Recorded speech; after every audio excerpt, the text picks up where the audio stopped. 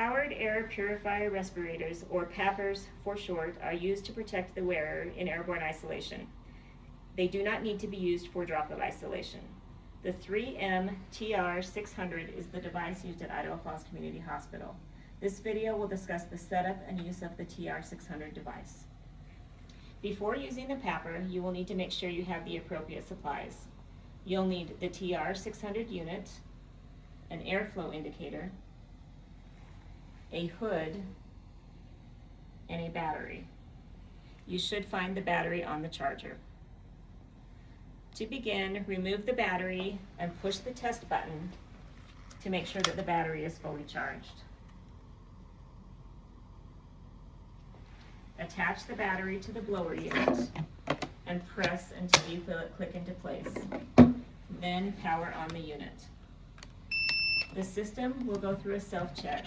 All of the indicator lights will light up in succession, and these represent the battery charging status and the filter status, and also the airflow settings. Airflow will always start out on the lowest setting, which should be sufficient for the altitude of Idaho Falls. But if you wish to increase the airflow, push and hold the fan button until it beeps. If the filter and battery indicators are all lit green, it means they are at full capacity. If there is only one light and it is red, it shows that the associated component is depleted and needs to be replaced.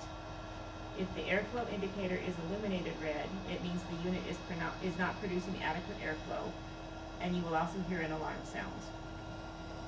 Before you use the PAPR, you will need to ensure that the airflow is high enough to ensure your safety. You will need to perform an airflow check using the airflow indicator.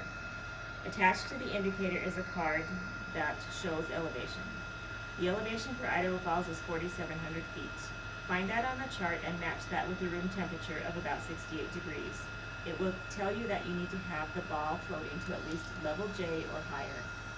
Locate level J on your airflow indicator. Insert the airflow indicator into the 600 unit and be aware that it can take up to 1 minute for the airflow to stabilize. Once the ball rises to or above level J, the unit is producing adequate airflow to protect the user. If after 1 minute it has not reached the appropriate level, the unit is not safe for use. If your airflow is sufficient, insert your breathing tube into the unit.